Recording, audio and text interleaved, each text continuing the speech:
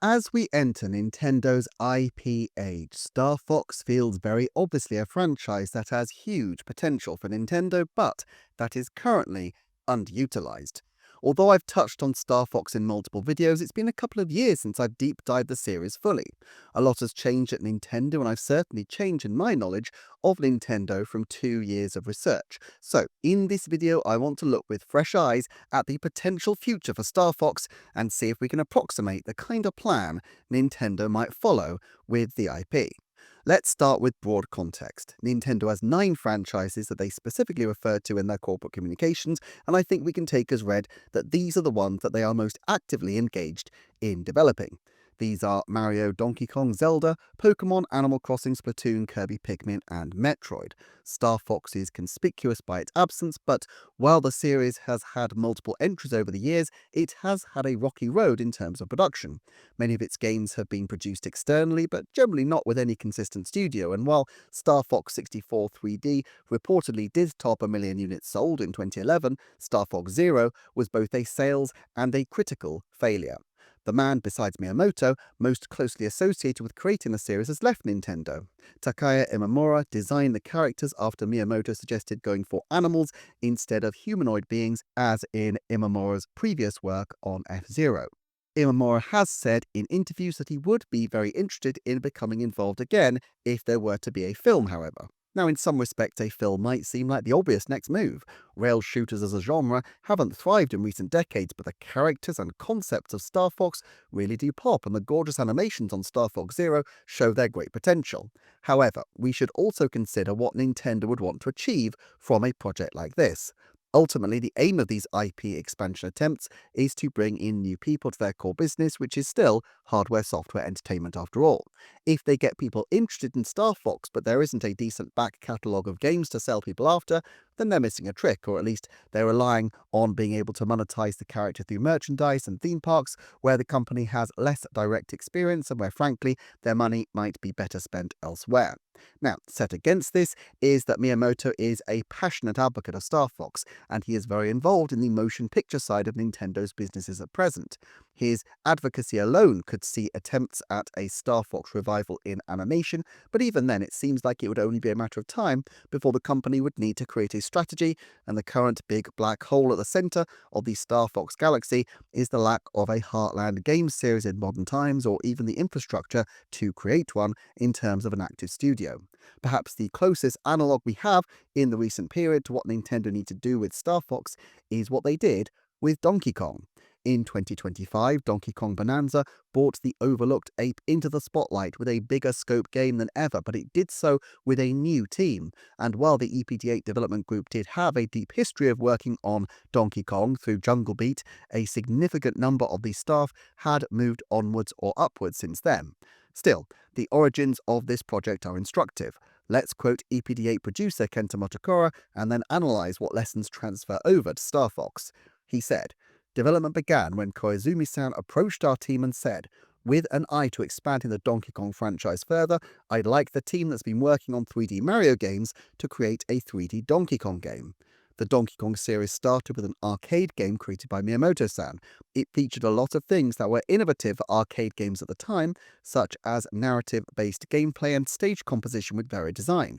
Later on, we had success with the Donkey Kong Country series, developed with Rare Limited, and I think those titles also represented a significant innovation as Super NES games with unique visuals. So this time around, tasked with developing a Donkey Kong game ourselves, we decided we were going to aim for another big innovation. We'd built up a lot of expertise in game development for 3D action games through our work on 3D Mario games, including Super Mario Odyssey, but we needed to dive deeper into the fundamental question of what is Donkey Kong. So our first step was to seek out Miyamoto-san and Koizumi-san. Miyamoto-san, who was also involved in the development of the Donkey Kong games created by Rare and Retro Studios, put a great emphasis on Donkey Kong's moves, such as hand slaps and blowing on things.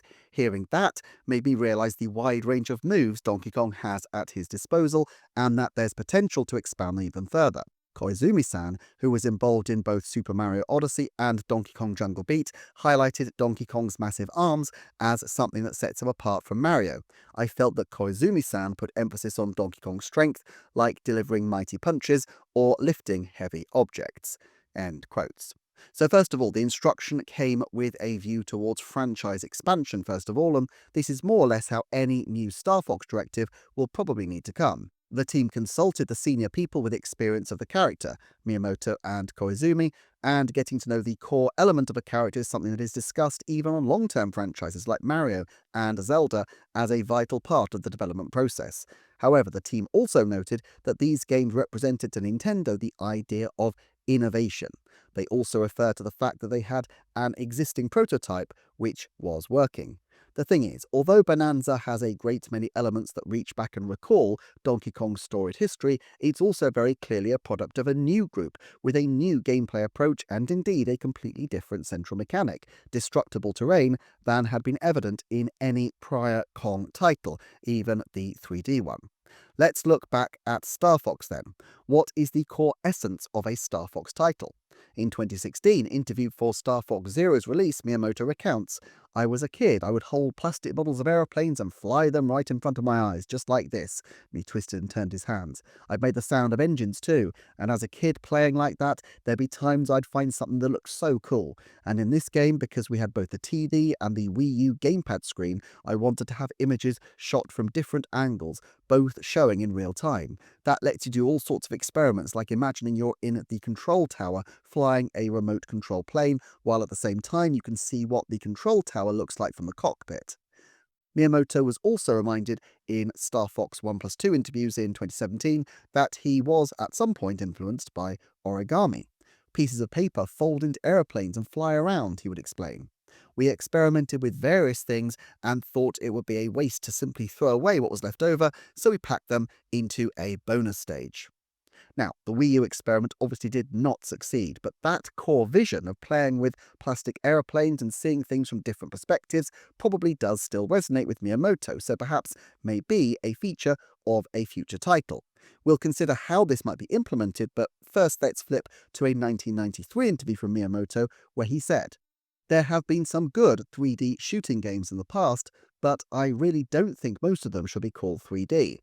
If you don't have a fixed position from which you can rotate the camera and have the screen move, then all you've really got is fake 3D with high-resolution graphics. There's no real sense of controlling something in 3 dimensions. It's thanks to Space Invaders that the world of games has come so far today, but I think that since the dawn of video games, it's been a dream to really feel like you're controlling a ship in 3 dimensions, flying through the sky and shooting down enemies. Many developers have tried using a variety of hardware to make that a reality, but almost all of them have felt restrained in some way. I've also personally been wanting to make a 3D shooting game for a long time, but it seems that no hardware has been sufficient yet, so I've been waiting. Then polygon rendering technology became available, and it seemed like with this, I might be able to make the game I've always wanted. Originally, I wanted to make a game that felt even more three-dimensional, where you could fly around in all directions in a 3D space. But if we suddenly released a game with that much freedom, it would have resulted in a game that no one knew how to play." End quote.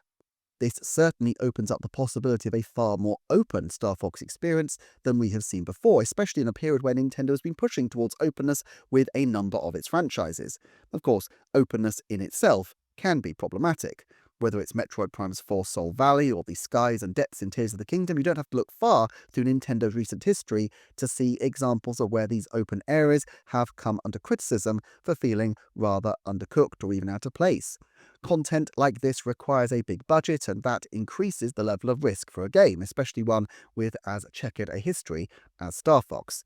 Nevertheless, we can see with both Donkey Kong Bonanza and Metroid Prime 4 that Nintendo is willing to put significant effort into reviving franchises that they believe still have potential. So I think we have 3 core elements that come out of all this. First of all, Star Fox has frequently been used to push graphical power, or at least the unique capabilities of the system upon which it launched. That was evident with the original title, with Star Fox 64, even as recently as Star Fox 64 3D's 3D graphics, but now it's hard to see that lasting. One option, therefore, would be to move away from the graphical arms race and choose a style that's distinctive and charismatic in its own right. Miyamoto noted that he always loved English puppet drama like the Thunderbirds, and so the Super NES box art showed photographs of puppets, while even the N64 version had characters opening and closing their mouths in the manner of puppets. A return to a puppet aesthetic, now fully integrated into the game, would be a far more plausible option now, but the look isn't intrinsically popular and it could risk alienating more people than it brings in, especially if there are long-term fans of the series who would prefer that the game look a bit different. Then again, if this could be Miyamoto's last shot at reviving his vision for the series, it might make sense to try and make it as authentically close to what he wants as possible, and then review afterwards. It's possible, of course, that they could still push openness in a different way with an open solar system. The problem here is that space, as the name suggests, is predominantly empty, and so to make travelling between these wide open areas fun might be a challenge, something we've already seen in recent months with Sol Valley. Mario Kart World might be a precedent where there are fixed courses which are high octane and tightly contained experiences, but then quiet areas in between. Nintendo do like that sense of that sense of the pause between the clap, and this is something that might be useful in their development thought process, although it depends how exactly they enact it. It also strikes me that there are technical aspects of the Switch 2 for which Star Fox might be an effective model. Mouse mode very obviously fits a shooter series, but game share could also be used to revive the dual screen functionality of Zero, or even create more wide-ranging team-ups with two-person team-ups of pilots and gunners in multiple spaceships. Beyond just being a model for the new technology they're touting in any given generation, the second key pillar that Nintendo always seem to see in Star Fox is its capacity to tell a story. This is interesting because narrative has not always been a priority for Nintendo, and particularly for Miyamoto, but conversations happening in real time with the action has long been a focus of Star Fox, and Miyamoto even worked on ensuring those incredible 2016 animations made a core part of Zero, one of his early tilts towards working in narrative film. A third area of consideration is the level of challenge. Miyamoto in 1993 said, "I did want Star Fox to be easy to understand and play like shooting games have been, so in that sense it's very much part of the shooting genre. But the player's experience is very different in Star Fox than traditional shooting games. In Star Fox it's very hard at first, but once you get used to it, it's not so bad. Or to be more precise, Star Fox is different from traditional shooting games where it's very easy in the beginning but becomes devilishly hard by the later stages. Star Fox is a new kind of game, one where if you grasp the basic techniques, it's surprisingly easy.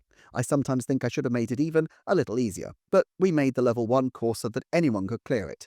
We set the difficulty so that a normal person should be able to beat it in a few days." In 2016, he had the same perspective, noting that, "I think that in action games, this will increase your sense of achievement. Action games can be tough, and I'm sure there are plenty of players who would like them to be a bit easier. But for me, the fundamental appeal of an action game is that your skills improve the more you play.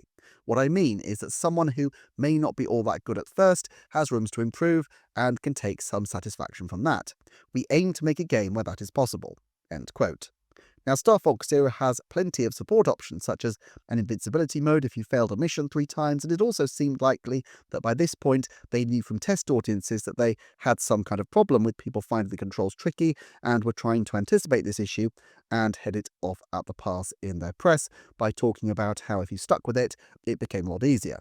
Nevertheless, I think Miyamoto will want to continue to try to capture the spirit of these short, repeatable, perfectible courses in many respects, which may indeed clash with the aims to have an open universe. So, if Nintendo purely go back to the well of the kind of projects they did before, we might expect a Star Fox built around modelling the new system's capabilities, telling a compelling story, and providing a challenge, while potentially also bringing out aspects that they were unable to do in the past, such as creating some kind of open piloting space and possibly perfecting a puppet-like visual aesthetic. Okay, if that's the vision of what the top brass at Nintendo might want from a new game, they would now need to think of who would create it, and that person may indeed have their own perspectives. We know that Imamura left Nintendo in 2021, and even if Nintendo were deep into a Star Fox game at that time, confidentiality expectations would forbid him from saying anything at all on it, but all the same, there is no indication that this was a priority at the time, with Imamura noting that Miyamoto's focus was on films rather than developing new games, let alone new Star Fox games. There's also the problem of where a Nintendo Star Fox team would actually come from. They will firstly need someone at Nintendo willing to shepherd it, with key figures like Imamura having left the company. It's especially curious since another former developer, Charles Goddard, is reportedly behind Wild Blue Skies, a spiritual successor that seems incredibly close to Star Fox. In an interview with Inverse, developers Chuhai Labs don't directly address Star Fox, but simply say, "We made Wild Blue Skies as huge fans of the genre and wanted to make something new in that space." It seems to me like if you want to make something that close to Star Fox, it might be logical to at least try and make a deal to actually make Star Fox, especially given Goddard's long history of developing for Nintendo. It's a pure guess, but it would make sense to me if Nintendo actually turned down a pitch from Goddard in 2021, and so the team decided to do the game as a spiritual successor instead. If true, this could indicate that Nintendo had their own ideas in 2021, or at least that they were inviting or entertaining pitches. Note, though, that 2021 is also when Imamura left Nintendo, and while the company can't really control his retirement, he clearly wasn't done with games, and also mentioned that he was sad not to see Miyamoto when he left, suggesting that, at least at the end, Miyamoto was not around. Given that we might expect Miyamoto to want to be quite involved with Star Fox and Imamura to also be involved potentially, I therefore would surmise that there was no Star Fox project in contention as recently as 2021, and probably Miyamoto's focus was therefore locked onto the movies until around 2023, when the first Mario movie finally released. All that said, the success of the film has surely spurred Nintendo to look carefully at their IP catalogue and to see who is on the bench. In the short term, they have their hands full with the Mario universe and Zelda, while in the medium term they also have Animal Crossing, Splatoon, Metroid, Kirby and Pikmin to explore. But films are not games. I don't think many Marvel fans would have expected 2 decades ago that Iron Man and Guardians of the Galaxy would become so iconic in the film space, given that their comics were pretty much on the bubble for most of their lifetimes. I would be very surprised if in the last few years there wasn't at least some kind of conversation about what to do with Star Fox, and perhaps it went further than just a conversation. However, with Imamura and so many other Star Fox veterans gone, it does create that problem. Most series that run and run have a key figure who have a long history of working on the titles. Yoshio Sakamoto on Metroid, Eiji Aonuma on Zelda, Yoshihito Ikebata on Luigi's Mansion, and even on Mario and Luigi there is Akira Otani, who has represented a through line in the development of the series over the years. With much of the development being outsourced and with many people having retired or otherwise left the company over the decades Star Fox has been around, Nintendo lacks an internal talent pool to develop the character. It's possible, of course, that they could just go to an external team, but I think this is unlikely in the first instance. If the idea is to build Star Fox as a major property, they will want to have ownership and close control over it, and that's difficult to achieve if you become too reliant purely on external groups, especially when Nintendo have never been able to sustain long relationships with any of their Star Fox partner studios, at least not on Star Fox. Obviously, Bandai Namco and Platinum have worked with them on other projects besides. It's also never been their way, even with wholly owned subsidiaries with long experience on their particular franchises, to have lots of people coming in to support. Metroid Prime is clearly heavily moulded by Tanabe and Tabata, even though Retro have a quarter-century experience on the series. They really want their core Nintendo staff in Japan to be the ones driving the bus. I think therefore there are 3 figures who are plausible, but each are problematic in their own way. First of all, there is Tsuyoshi Watanabe, a designer on the original 2 Star Fox games, who is now one of the major supervisors on the Mario titles. He was also on the Star Fox team for Nintendo on Starlink Battle for Atlas. The problem here is that he has shown no interest in his decades-long career in anything but graphical design. He might be a key figure to consult, but it would be an odd thing for him now to be leading a production, even though, of course, there have been many people in Nintendo history who have moved from graphics over to gameplay design, including Miyamoto, Koizumi, and 3D Mario's Kenta Motokurō. Secondly, then, there's Yusuke Amano. In his 40s, Amano is one of Nintendo's younger developers, was the coordinator of Star Fox 64 3D, and originally wanted to make an original 3DS Star Fox, but Miyamoto encouraged a Star Fox 64 remake as this was more achievable in a narrow time window. After this, Amano moved to being the director of New Super Mario Bros. 2 for the 3DS, before fully moving to EPG Group 5, where he was the director of the original Splatoon, Splatoon 2, and 2018's Octo expansion, as well as being a planning supervisor for Animal Crossing New Horizons. Notably, he hasn't had a formal credit since 2020, although the mysterious playtest game showcased first in 2024 had credits which included Amano's name as one of the inventors when you look at the patents. It's rather unlikely that Amano would be pulled off the Splatoon series unless he was committed to some larger project, and while the playtest game may be the title he's working on, it's also plausible that he was at least at some point trying to rejuvenate Star Fox, a title with which he has some history. That said, being focused on Splatoon during the mid-2010s, he wasn't even tangentially involved in Star Fox Zero as far as the credits show. The third potential name is the co-director of Star Fox Zero.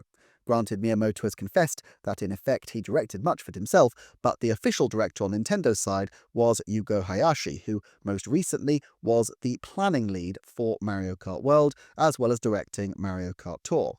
Although he's been with EPG Group 9 since 2017's ARMS, he was also credited as part of the Star Fox-focused team at Nintendo in 2018's Starlink Battle for Atlas.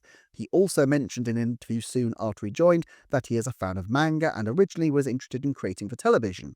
As he said, "I thought that with television programs, the speed at which you come up with an idea, create it, and release it to the world is fast. I thought that game production would probably take a lot of time. Also, with so many programs on television every day, they often have experimental programs, right? I wanted to do something experimental like that, but I didn't think that games could be released so frequently, so at first the television industry seemed more appealing." End quote. While some people may consider his Zero involvement a negative, it should be recalled that Hidemaru Fujibayashi was the director of both Skyward Sword and Breath of the Wild, and while views may vary on the qualities of those two games, what's clear is that they represent two extreme ends of the Zelda spectrum, and so there's no reason to think that Hayashi might not also be able to do something quite distinctive from the previous title. It's also significant that Miyamoto did have ideas that ended up sidelined when they pulled Zero back on the glide path of Star Fox 64. Miyamoto told Time back in the day, "At the time of E3 2014, something more like a TV series was the direction. Afterwards, going back to work on the game in Kyoto, we got a lot of feedback from Star Fox fans and fans on the staff, and what we decided to do at that point was to take the game more in the direction of Star Fox 64, so it will feel more like a longer form movie. And we did that because we wanted to try to complete the game in a way that will satisfy those long-term fans. But I still have a desire to create Star Fox in a form that's maybe better suited to the current age, where people have different competing demands for their time, where you'll be able to play maybe in short bursts in a more compact form. So I'll continue to look at those ideas and see what we can do with them in the future." End quotes. Now, although short bursts would seem to mitigate against an open world, remember also that Breath of the Wild had short burst gameplay incorporated through the shrines. I do think the next major Star Fox might include both elements, therefore. Now, with Hayashi in EPD10 and Amano working closely with EPD5, that suggests that these groups will be the logical places for a Star Fox revival to come. Having said all that, I've also speculated as a real outside chance before that something like the Zelda Tears of the Kingdom Ultra Hand mechanic is the kind of thing that could add multiplicative gameplay elements to Star Fox, with the players tasked to find elements to stitch together into spaceships to take on challenge courses. This seems pretty unlikely, but does illustrate that Star Fox could wash up more or less anywhere in Nintendo, and most likely if Nintendo decide to get behind it in a major way, it will be under the aegis of potentially a whole new group, probably with significant input from both EPD5 and EPD9 staff, who after all often collaborate to some degree, at least, as we've seen on newer innovative titles, the recent Dragon Drive being a case in point.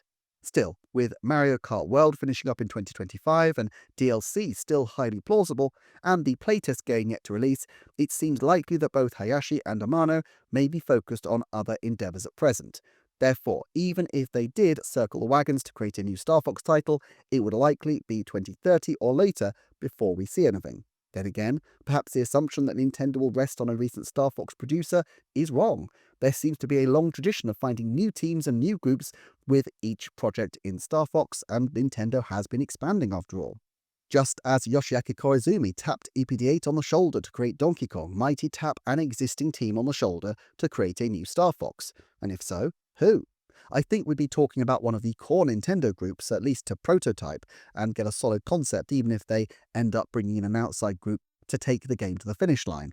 And remember, with Bonanza, they did hire a broadly new team in the end. They just did so as part of EPT8 rather than contracting somebody else outside. There are really 6 groups that consistently produce games internally. EPD8 is focused on 3D Mario and now Donkey Kong and seems already overstretched. EPD10 also has a lot of 2D Mario and Pikmin, but then again, Miyamoto is quite close with them because, of course, they do include the legacy 2D Mario stuff.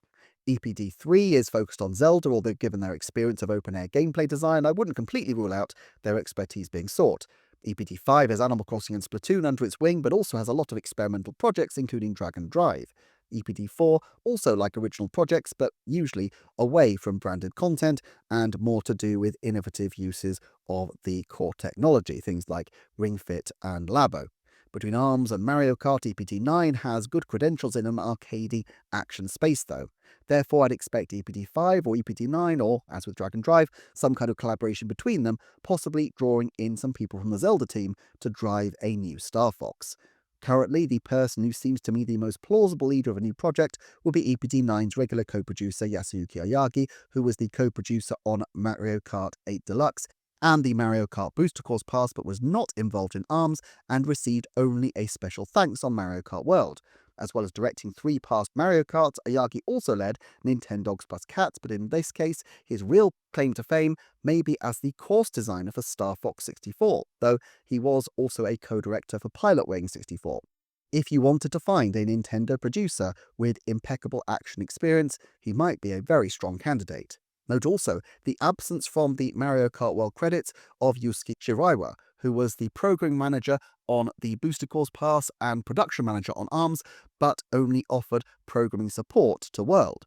He has no prior contact with Star Fox, but he did receive a special thanks on F-Zero 99, which of course also had a rare credit from Shigeru Miyamoto. At the very least, I think there will be an Iagi project, and it would make sense if Shiraiwa were working on it. It's unlikely to be ARMS because the ARMS team are mostly on Mario Kart World, and while it could be a Nintendogs or something new, a left field possibility from EPD9 would be that they were tasked to look at bringing the Mario Kart magic to Star Fox and create something that would truly appeal en masse. And of course, it might be odd if EPD9 were running Star Fox, but Yuga Hayashi, who was previously connected with the team, wasn't included in this. So it's also possible that he could be consulting as well as being the planning lead on Mario Kart World, and especially if development on the new Star Fox wasn't booted up in full until perhaps 2023, after the Booster Course Pass was finalised, there may not even be that much overlap, and it's perfectly possible that he was working full out on Mario Kart and then also pivoted to Star Fox at a certain point in its development. Look, there's certainly no smoking gun suggesting that a Star Fox is in development, and there's lots of circumstantial evidence at least to suggest that in recent times there definitely wasn't. But I think we can assume that Nintendo would like to revive Star Fox. I think it's also safe to assume that there will be some kind of internal grouping that are at least looking at it, and Iyagi's group probably makes more sense than many and are overdue a game. Realistically though, it could just be a developer. As for timing, we don't know there's anything currently on the go, and I suspect there wasn't anything as recently as 2021, but by now it feels like a Star Fox could be put on its feet, or at least be deep into development. If we assume, therefore, that the earliest a Star Fox project was booted up was around 2023, a 3-year time period from that would give us a 2026 release date. But realistically, many of these games have far more torturous and lengthy developments, particularly if, as with Bonanza and Metroid Prime 4, they need to assemble a new team around the new project. Metroid Prime 4 and very likely Pikmin 4 also had development restarts halfway through as they tried to perfect and maybe took some false routes in terms of what to do with the games. So I wouldn't feel confident in expecting a fully original Star Fox anytime soon. Does that mean that Star Fox will remain on radio silence in the interim, therefore? Well, we have some precedents with Pikmin and Metroid, but they're not very good precedents because neither of these had anything like the kind of interruption in production that we have seen from Star Fox. Still, we can see that Hey Pikmin, Pikmin 3 Deluxe and Pikmin 4 established a 3-yearly rhythm, not to mention Pikmin Bloom acting as a signal boost for the IP. With Metroid, there have been multiple Metroid projects in development concurrently for over a decade, but both Retro and Mercury Steam started their work with remakes. Even if Nintendo wanted to follow this method of keeping the franchise on life support, it's very difficult to see where a strong remake would come from. 64 has been done to death and is already available on Nintendo Switch Online. There are only, as far as I can see, really 3 candidates: Star Fox Assault, Star Fox Adventures, and Star Fox Zero. The problem is that the first two were to various degrees departures from the standard Star Fox style. However, one could imagine these working as a double pack of two $40 remasters, a little bit like the Mario Galaxy games. Zero, of course, was on Wii U, so graphically there's less road to travel, but the controls would need work and the game's reputation does not exactly help it. Also, after the experience of both Pikmin 4 and Metroid Prime 4, where expectations and speculation had years to run amok, I am sure that Nintendo would rather come back with a more decisive Star Fox moment, perhaps a clean break, and certainly that's what they seem to do with Donkey Kong Bonanza. Yes, it's true that they did have Donkey Kong Country Returns just before, but fundamentally, Donkey Kong had been very quiet for a long time before they launched Bonanza. Another precedent which may be more useful to consider is both Pikmin 4 and Donkey Kong Bonanza, both of which were accompanied by ports of prior titles, Pikmin 1+2 and Donkey Kong Country Returns HD respectively. Having Adventures and Assault as a double pack slipstreaming a new game feels like a plausible option to me, but it also means that it might be quite a while before we were to see something like this.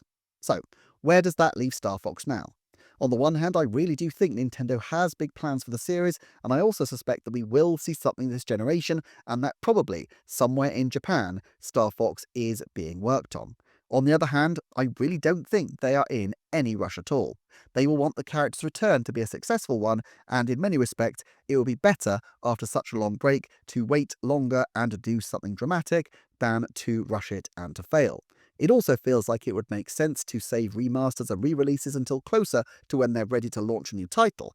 Probably not right before, as with Pikmin, which was already familiar to players, but perhaps closer to the way that Donkey Kong Country Returns HD was announced 9 months prior to Bonanza. While Switch did have Tropical Freeze, Returns was the first solo DK title in nigh on 7 years, though this might also be necessitated by the strong Returns element in the theme park area design, and so perhaps it was a separate consideration that led to Donkey Kong Returns being around the same launch window as Bonanza. Now, I like to try to give forecasts where possible in percentage terms. These don't have any intrinsic meaning except as a way to make clear the strength of my judgments and so that I and you can use these to judge my accuracy over time. At this point, I would make the following Star Fox forecasts. 30% Star Fox has a game released by the end of 2027. Even if they run a remaster or remake ahead of it, it still feels potentially quite early for any kind of return.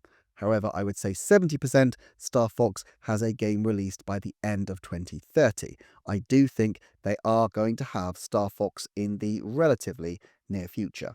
70% I think when there is an original Star Fox, Iagi, Hayashi, Amano or Watanabe will be credited on that Star Fox game, at least in a special thanks. Obviously, this is assuming that there is a game. 10% I think Ayagi's next game will be a Star Fox title. I will also say, though, that Star Fox is a series that I'm less familiar with than many, so I will be particularly interested to see in the comments the views of more dedicated fans of the franchise. Also, do check out the Patreon for early, ad-free and exclusive content. Thanks for watching, and I shall see you next time for another Nintendo Forecast.